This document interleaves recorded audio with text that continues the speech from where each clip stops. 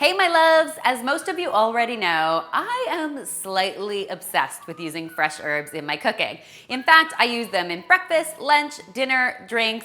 I love them pretty much everywhere. And of course, this time of year, herbs are out in abundance. So today I'm going to be sharing 10 really easy ways to get more from your fantastic herbs.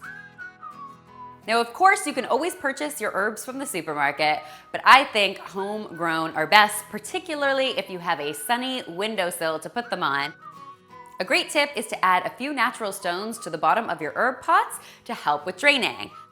Now, keep in mind that most herbs love the sunshine, so if you're growing them indoors like I am, be sure to find a nice sunny spot for them to flourish. When it comes to storing a bounty of herbs, there's different techniques for different types.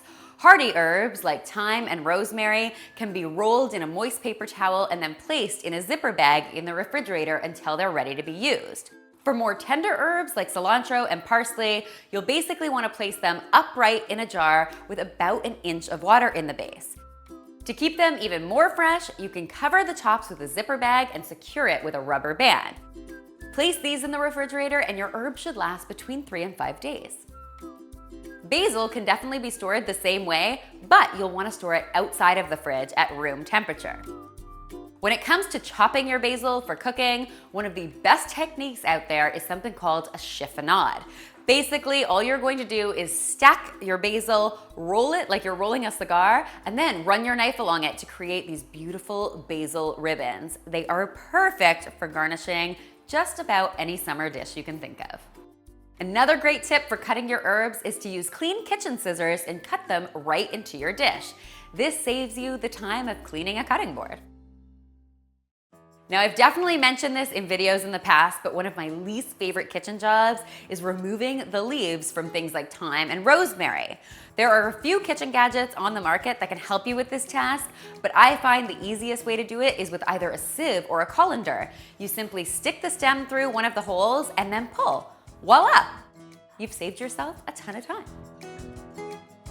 When I've simply got more herbs on my hands that I can possibly use, I like to create herb cubes. It's really, really simple. All you need to do is finely chop your herbs, pop them into an ice cube tray, and then cover them with either some chicken broth or some olive oil. You can put these in the freezer, and then when you're ready to use them, they can be added to things like soups and stews and stir fries. And the best part is they melt as soon as they hit the pan. Another great way I love to use fresh herbs is to infuse salt with their beautiful flavor. All I do is lay my salt out on a baking sheet and add some chopped herbs. Into the oven this goes at 200 degrees Fahrenheit for about an hour. What you end up with is this incredibly flavored salt that can be stored and then used for finishing dishes. These herb-infused salts also make an adorable, inexpensive gift. Finally, my favorite way to enjoy my fresh herbs is actually to mash them into some salted butter, creating what I like to call herb butter.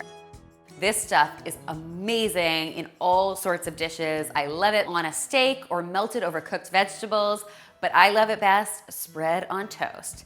Can you think of a better way to start your day? This deliciousness will last in your refrigerator in an airtight container for up to a week. Guys, I really hope you found these tips handy. If you like this kind of video and you want to see more videos like this, be sure to let me know in the comment section below because of course I love hearing from you. And finally, if you haven't already, be sure to subscribe because there's lots more deliciousness where this came from.